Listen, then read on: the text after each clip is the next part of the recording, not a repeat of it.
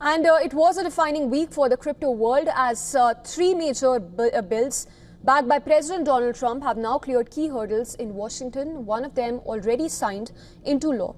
The legislation has fueled a market surge and sent Bitcoin and other tokens to record highs. But behind the euphoria lie deep divisions over consumer safety, regulatory power, and the growing intersection of politics and digital finance. Here's a breakdown of what these laws mean, who stands to gain, and why critics are sounding the alarm.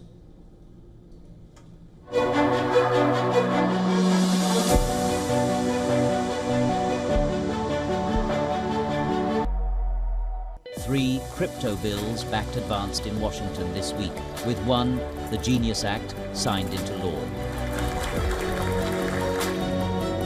Two, the bill is passed. The law provides a formal regulatory framework for stablecoins, allowing private firms to issue digital tokens pegged to the US dollar. President Donald Trump hailed the law as a very important act. Under this bill, the entire ancient system will be eligible for a 21st century upgrade using the state-of-the-art crypto technology. Who would have thought we would have been saying that 2 years after I really met you for the first time?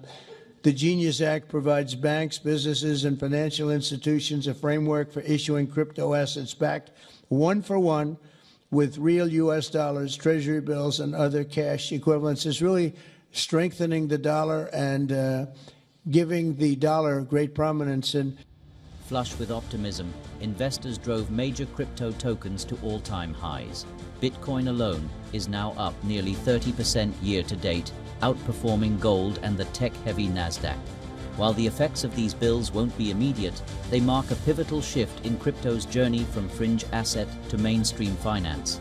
The Genius Act sets basic conditions for stablecoin issuers, like complying with anti-money laundering rules. But critics argue the consumer protections are weak and may expose users to risks not seen in traditional banking. Controversy has also intensified over World Liberty Financial, a stablecoin issuer majority-owned by the Trump Organization. It's earned the Trump family an estimated $500 million since launch and recently secured a $2 billion investment from Abu Dhabi for use in a Binance partnership. Analysts warn this law could open the floodgates to dozens of company-backed stablecoins, forcing consumers to juggle multiple digital currencies with fewer protections than traditional dollars. There are really two dimensions to the controversy, right? One is kind of external forces and one is internal, right? The external forces is that because most stablecoins are still US dollar based today, the use of stablecoin naturally incurs the buying of US dollar debt to back these US dollar stables. So the fact that this bill got passed is great from a clarity perspective, but if more and more people are using it, especially in other countries, then there's a question about whether the other countries' citizens are essentially funding US government debt. So that's one aspect. The other aspect is obviously the Trump family and his organization have also issued announcement that they intend to do their own US dollar stablecoin. So that obviously is a personal venture that are tightly tied to the passing of this bill. Then one would question whether there are significance in that regard.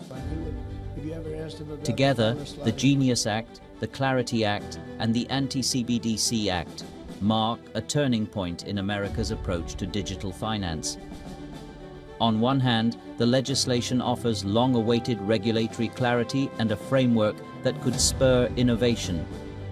On the other hand, critics warn that the bills prioritize industry interests over consumer safeguards. This exposes users to unstable currencies, limited oversight, and potential financial contagion. With global competitors pushing ahead on central bank digital currencies, these laws will shape who controls the future of money. The crypto era is no longer coming. It's here and it's being written into law. Business Bureau, WION The World is one.